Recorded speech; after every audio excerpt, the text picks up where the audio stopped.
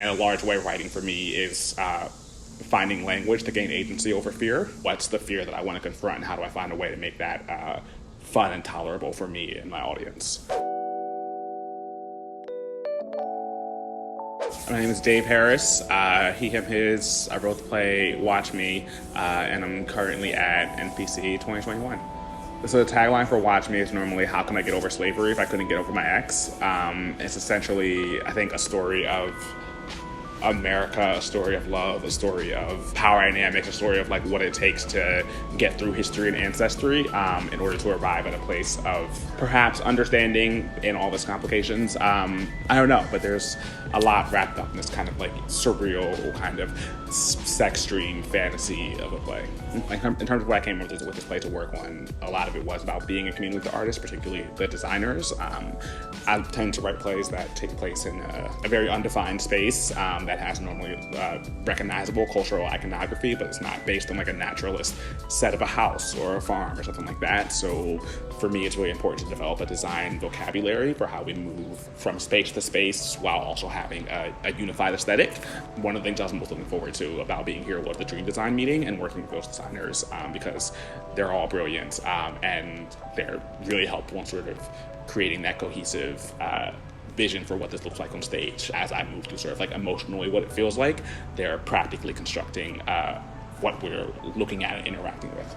I finished the first draft in February of 2019, brought it into a workshop in grad school, and then took it to the ground floor at Berkeley Rep, which is another summer program. There, I think we kind of found a lot of language for what the play was and how it moves, and like we really sort of like honed in on the ending of the play, which gave me a lot of trouble. Did a reading of it at UCSD and then was going to do a grad production, but then COVID sort of wiped that out. Most of the creative team here are people who work in that graduate production, just as a way I sort of felt like, oh, we didn't get to do it there, let's like have like a reunion kind of around doing it this summer. Then we'll see sort of what happens after that. For the most part, every play I've ever written, I write the first draft in kind of like a nonstop, really aggressive week. And then at the end of the week, I'll like cry or like text someone I love them and like immediately send someone a draft of the play because I always feel like I'm gonna die either before I finish writing something or like immediately after, and then spend the rest of the time editing and developing it. But it always happens in a sort of like intense week that's normally about sort of confronting something that I'm afraid of in that moment. And a large way of writing for me is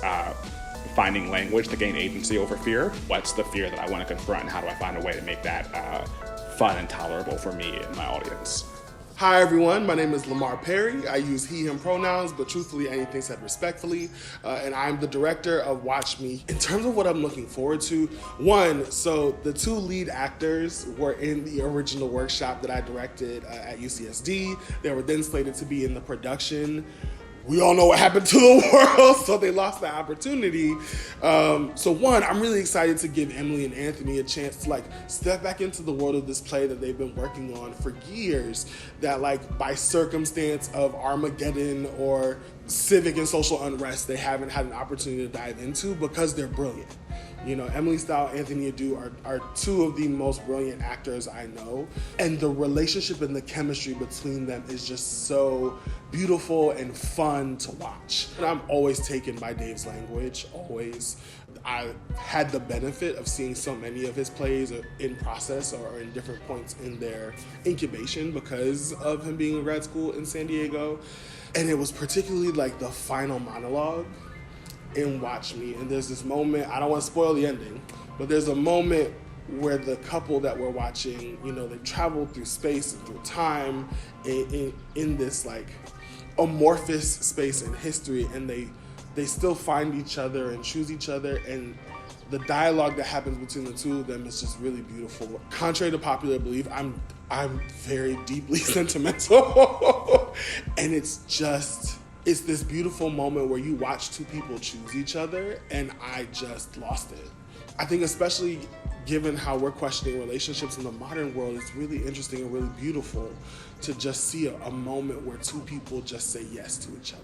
It's really beautiful, and I think it also poses a necessary conversation, you know, through the lens of Blackness, because when we look at how stories are traditionally told, how these interrogations of race and class and sex often happen, they're not told through the lens of the people of the global majority. And I appreciate, particularly in this piece, that it's told through by a Black playwright through a Black lens. which is not to say the piece is explicitly black, but it just offers a question that I think is important to interrogate and to ask, like post chattel slavery, post the Atlantic slave trade, post Jim Crow, and even existing in a post Trump world, I think it's important to know, like, why do I keep dating white people? Like, do I genuinely love you? Am I genuinely attracted to you? Or is there just something in my brain, something in my programming that's like drawing me to you? And I think like on a macro level, it even pulls out for me as a queer person as to like, why do we love who we love? Do we love it just because it's the mechanics of our brain and our body? Do we love it just because that's how we're socialized, which is what some people claim? And I think it's a larger comment on that, which I think is really beautiful and really important as we continue to figure out how we relate to each other. I am just always grateful to be in community with other artists, the dramaturgs here, the apprentices here, the directors, the playwrights, the literary teams. That community is always special, and I think like to have lived pretty much without that community for the last year and a half, it was really exciting to sort of re-enter that space and remember like, oh yes, this is why I love these people and this work. I'm excited to keep doing this work with these people in different iterations for years to come, and I'm excited to watch that work grow and not come at a cost to people's well-beings.